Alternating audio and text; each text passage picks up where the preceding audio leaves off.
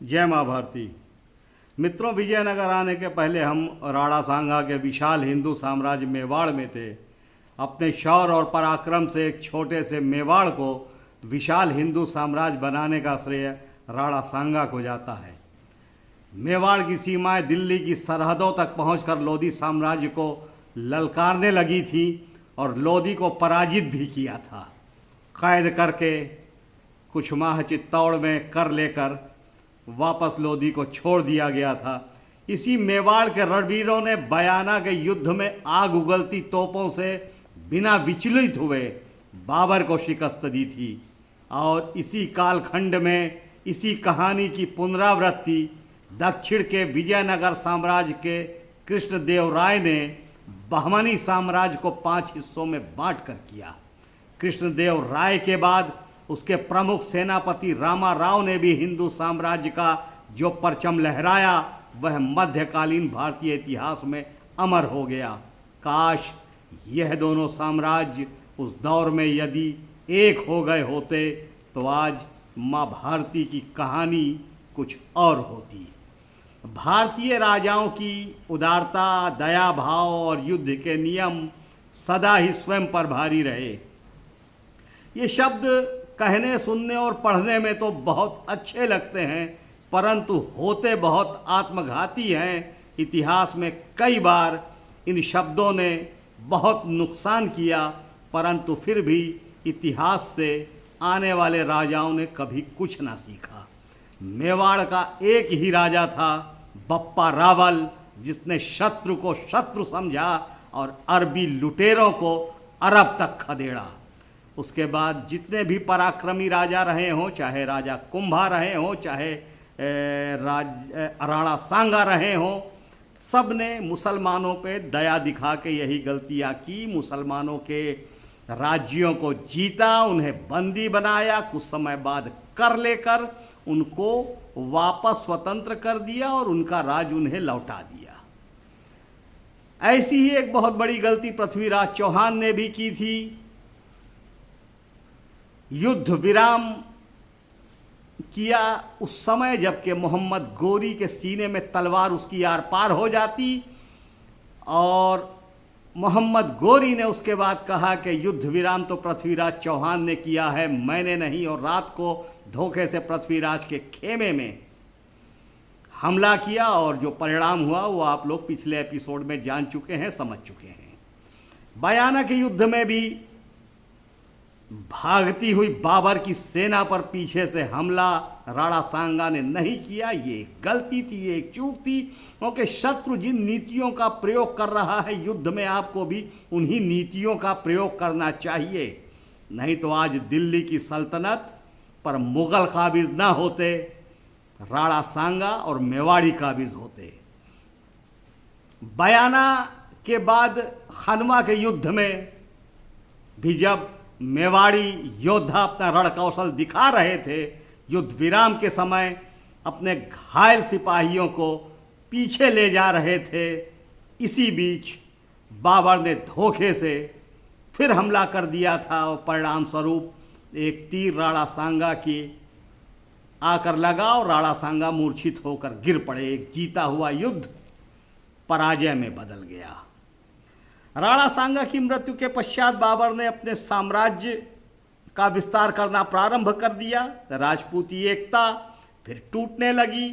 राजपूत राजा अपनी रियासतों को मेवाड़ से स्वतंत्र करने लगे। 30 जनवरी 1528 को महाराणा रतन सिंह ने मेवाड़ के सिंहासन को संभाला और 1531 ईस्वी तक मेवाड़ पर शासन किया। महारानी कर्मावती ने अपने दोनों पुत्रों विक्रमादित्य और उदय प्रताप सिंह के लिए रणथंभौर की बागडोर राणा सांगा के जीवित रहते ही मांग ली थी, क्योंकि उनको यह अंदेशा हो चुका था कि राणा सांगा की मृत्यु के बाद रतन सिंह बेईमानी कर सकते हैं। राणा सांगा से रणथंभौर राज्य स्वीकृत करवाने के बाद उन्होंने अपने दोनों पुत्रों को अपने भाई सूरजमल हांडा को सौंपकर सुरक्षित कर दिया। महारानी राजमहल के भीतर की कुटिल चालों से परिचित थीं। उदय सिंह को मारने का प्रयास एक बार हो चुका था और पन्नाधाय के बलिदान के कारण ही उदय प्रताप जीवित थे। आगे बढ़ने से पहले मैं ये स्पष्ट कर देना चाहूँगा कि ये राणा रतन सिंह पद्मावती वाले रतन सिंह नहीं हैं। उन रतन सिंह का किस्सा और पुराना है। महाभारती के इतिहास की इस श्रृंखला में अब हम सिर्फ मेवाड़ की बात करेंगे और मेवाड़ की चर्चा करेंगे। मेवाड़ की चर्चा करते समय यदि रानी पद्मिनी और पन्नाधाय की बात ना की जाए तो यह मेवाड़ का अपमान होगा और कोई भी भारतवासी शौर्य वीरता पराक्रम और बलिदान के पर्याय मेवाड़ का अपमान बर्दाश्त नहीं कर सकेगा। इधर राणा रतन सिंह मन ही मन सूरजमल से असंतुष्ट हो चुका था। राणा सांगा के समय जो मुस्लिम रियासतें पराजित होकर मेवाड़ के अधीन हो चुकी थी, उन्होंने भी सर उठाना शुरू कर दिया था। मांडू का बादशाह बहुत ही प्रसन्न था। उसने शारजा खान को सेना लेकर मेवाड़ से बदला लेने के लिए रवाना कर दिया। शारजा खान की सेना ने मेवाड़ पहुंचकर लूटपाट शुरू कर दी। खबर सुनते ही राणा रतन सिंह मालवा पर चढ़ाई करने के लिए निकल पड़े। महमूद खिलजी भी रतन सिंह से भिड़ने के लिए अपनी सेना के साथ उज्जैन होता हुआ सारंगपुर पहुंच गया। अपनी सैन्य शक्ति को मजबूत करने के लिए महमूद खिलजी ने एक चाल चली। उसने देवास के मोइन खान और सलहदी के पुरबिये को बड़ी उपाधि और परगने देकर अपनी तरफ मिलाना चाहा, परंतु इन दोनों को महमूद खिलजी पर कतई भरोसा नहीं था। दोनों ने महाराणा रतन सिंह से संधि की और बहादुर शाह के पास गुजरात चले गए। बाजी पलटते देखकर भयभीत महमूद खिलजी बिना युद्ध किए वापस मांडू भाग गया। महाराणा रतन सिंह ने महमूद खिलजी को मांडू तक खदेड़ा और मांडू में जी भर कर लूटपाट की।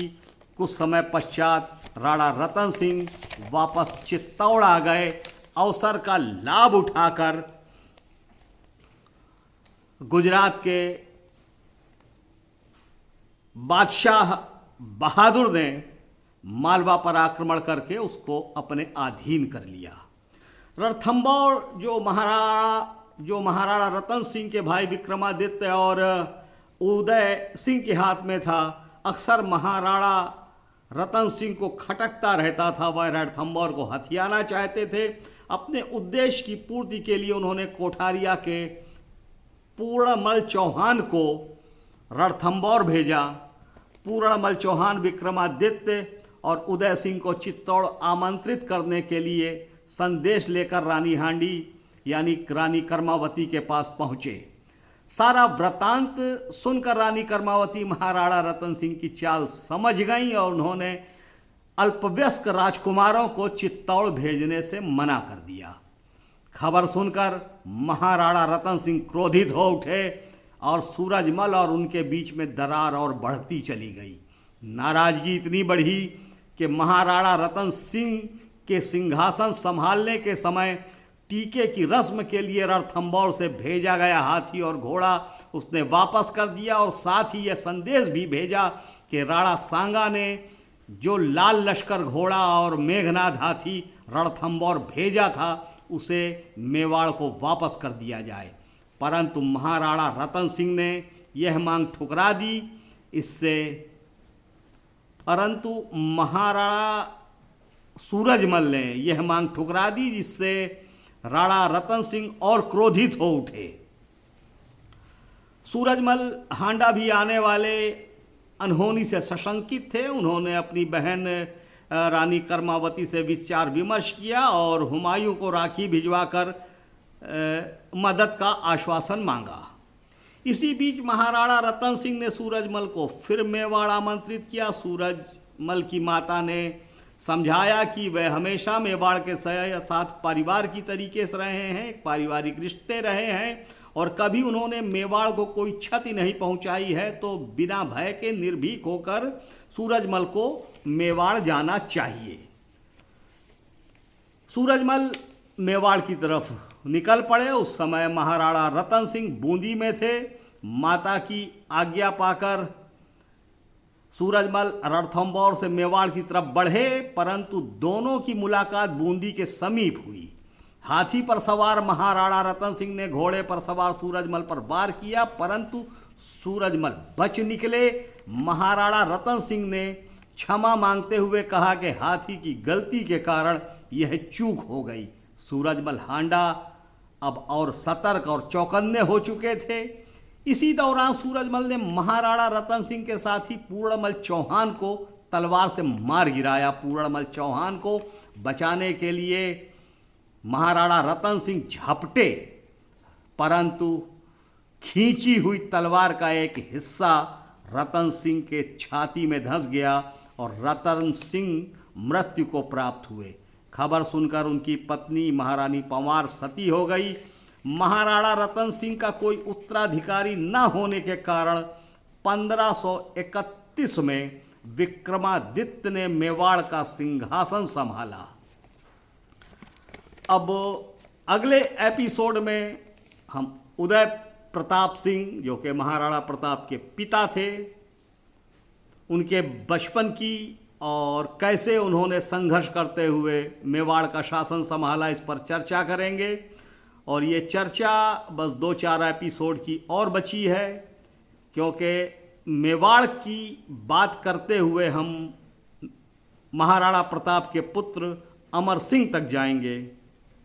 तब तक के लिए इंतज़ार कीजिए, अगले हफ्ते मिलते हैं उदय प्रताप सिंह को लेकर। तब तक के लिए जय हिंद, जय भारत, जय माँ भारती।